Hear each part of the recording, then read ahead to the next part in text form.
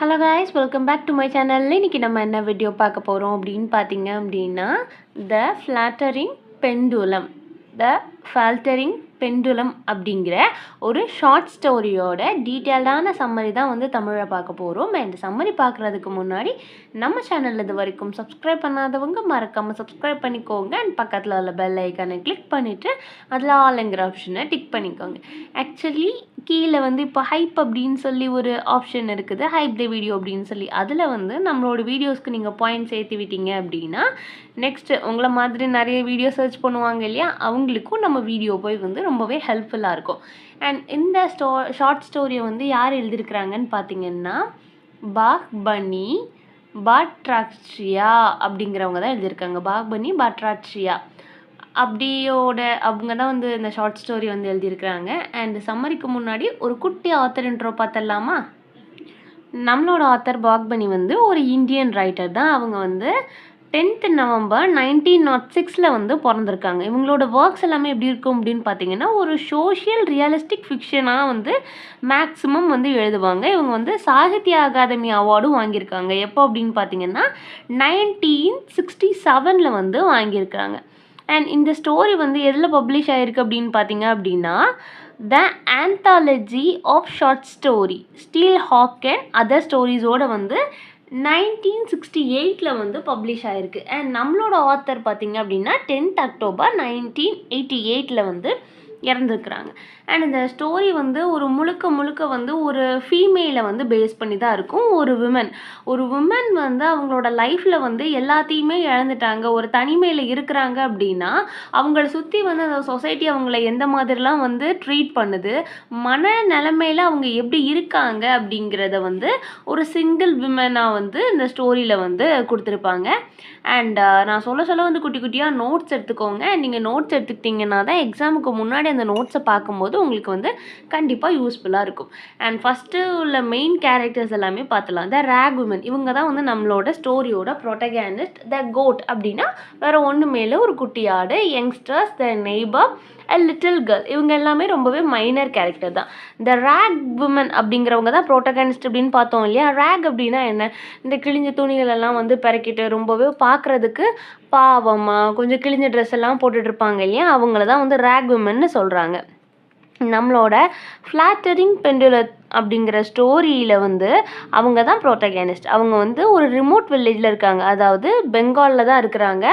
நம்ம ஆல்ரெடி பார்த்தோம் இல்லையா, இவங்க வந்து ஒரு பெங்காலி ரைட்டர் அப்படின்னு சொல்லிட்டு இவங்க வந்து பெங்காலில் தான் ஒரு ரிமோட் வில்லேஜில் வந்து இருக்காங்க. அவங்க வந்து ஒரு விடோ, அதாவது கணவனை வந்து இழந்துட்டாங்க. அவங்களுக்கு வந்து எந்த ஒரு குழந்தைங்களுமே இல்லை.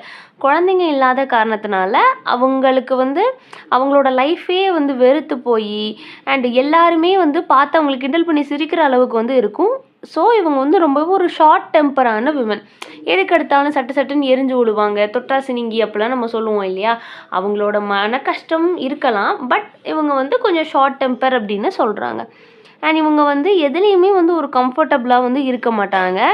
அவங்களோட அந்த ஸ்மெல் ஆஃப் ரேக் இருக்கு இல்லையா, அதுவே வந்து ஒரு மாதிரி இருக்கும். அண்ட் அதை தான் வந்து அவங்க கலெக்ட் பண்ணிக்கிட்டே இருப்பாங்க வீடு வீடாக போய். அண்ட் கொஞ்சம் மாதங்கள் போகுது. அப்போ இவங்க என்ன பண்ணுறாங்க அப்படின்னு பார்த்தீங்கன்னா, ஒரு 1 month old, அதாவது ஒரு ஆடு குட்டி போட்டு 1 மாதமே ஆன அந்த குட்டியை வந்து என்ன பண்ணுறாங்க அப்படின்னா வாங்கிட்டு அதோடு என்ன பண்ணுறாங்க அப்படின்னா ஸ்லைஸ் ஆஃப் பம்கினையும் வந்து வாங்கிட்டு வராங்க. இப்போ என்னெல்லாம் வாங்கியிருக்காங்க? கோட்டு, பம்கின். அந்த கோட்டை என்ன பண்ணுது அப்படின்னு பார்த்தீங்களா, அவங்களோட வந்து ரொம்பவே க்ளோஸ் ஃப்ரெண்ட் ஆகுது. அவங்க என்ன பண்ணுறாங்க, அந்த பம்கின்லேருந்து ஒரு 3 விதையை மட்டும் என்ன பண்ணுறாங்க அப்படின்னா விதைச்சிட்டு ரொம்ப பேஷண்ட்டாக, அதாவது பொறுமையாக வந்து வெயிட் பண்ணிகிட்ருக்காங்க. அதுலேருந்து வந்து 2 வந்து முளைக்குது, ஒரு ஃப்ளார் வருது. அண்ட் அதுலேருந்து என்ன பண்ணலை அப்படின்னா காய் பூ எதுவுமே வந்து பூக்கலை.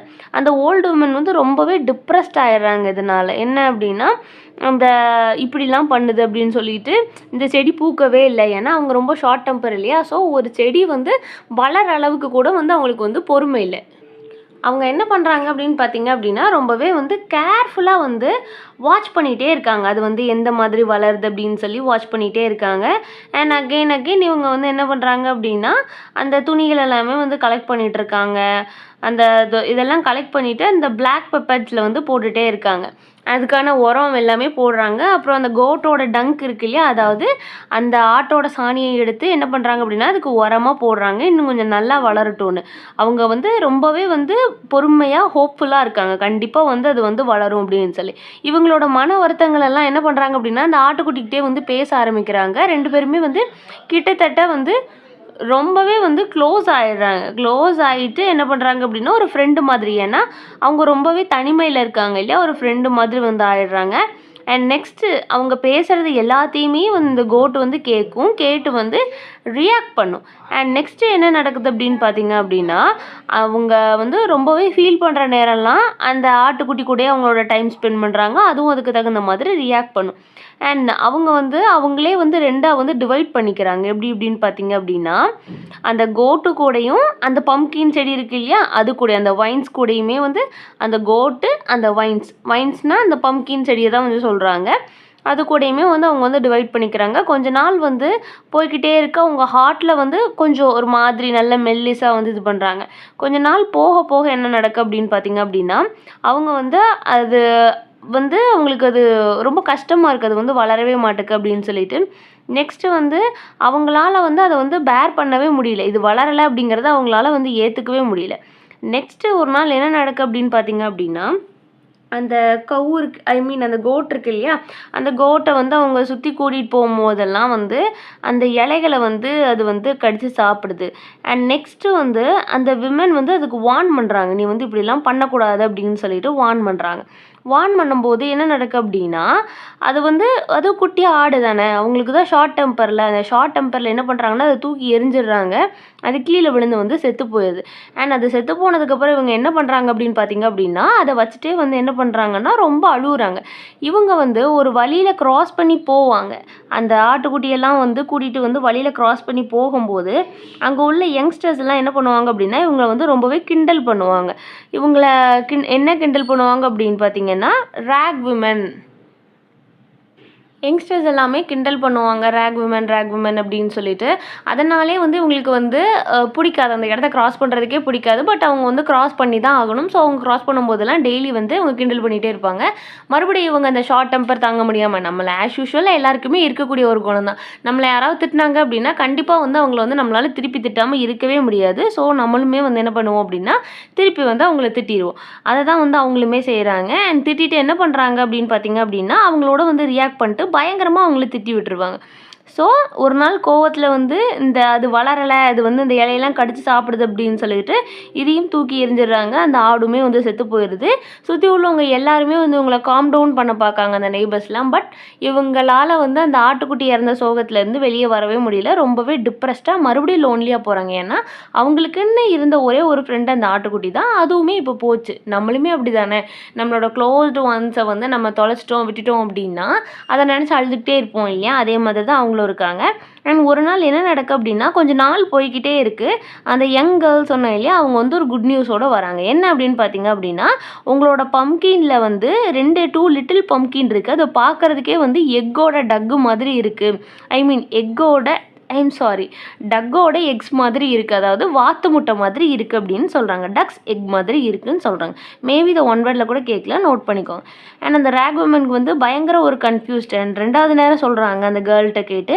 அண்ட் அவங்க என்ன பண்ணுறாங்க அப்படின்னா அந்த கேர்ளை வந்து அவங்களோட ஆர்ம்ஸோடு சேர்த்து அணைச்சிக்கிறாங்க. ஏன்னா அவங்க வந்து ஆல்ரெடி சோகத்தில் இருக்காங்க. அவங்களோட லைஃபே வந்து 2ஆக டிவைட் பண்ணி வச்சுருந்தாங்க, ஒன்று அந்த ஆட்டுக்குட்டி, இன்னொன்று அந்த பம்கின் அப்படின்னு. அண்ட் அந்த ஆட்டுக்குட்டி போயிடுச்சு. ஸோ இப்போ இந்த பம்கினும் வந்து போயிடும்னு அவங்க நினச்சிட்டு இருந்தாங்க. பட் அதுலேருந்து வந்து ஒரு 2 பம்கின் வந்திருக்கு அப்படிங்கிறது அவங்களுக்கு வந்து அவ்வளோ ஒரு சந்தோஷம். அது வளர்ந்தது வந்து திரும்ப அவங்க லைஃபே வந்து அவங்க ரீகெயின் பண்ண மாதிரி அவங்க வந்து ரொம்பவே நினச்சி சந்தோஷப்படுறாங்க. அண்ட் அந்த விமன் வந்து அங்கே போகிறாங்க. அந்த இன்சிடெண்ட் வந்து அவங்களோட சாரோஸ்லேருந்து ரொம்ப கஷ்டப்பட்டுட்டு இருந்தாங்க இல்லையா, அதிலேருந்து இவங்களை வந்து வெளிக்கொண்டு வர மாதிரியான ஒரு இன்சிடெண்ட் இருக்குது. அண்ட் அவங்களோட ஹார்ட் வந்து அடிக்கடி அந்த பெண்டுலம் மாதிரி, ஃப்ளாட்டரிங் பெண்டுலம்னா இங்கேயும் எங்கேயும் ஆடிக்கிட்டு இருக்கும் இல்லையா, ஒரு ஊஞ்சல் அப்படி இப்படி போயிட்டு வரும்ல, இந்த டிங் டாங் கிளாக் இருக்குல்ல, அதை தான் வந்து பெண்டுலம் மாதிரி அங்கே எங்கேயும் ஆடிட்டு போயிட்டு இருக்கும்.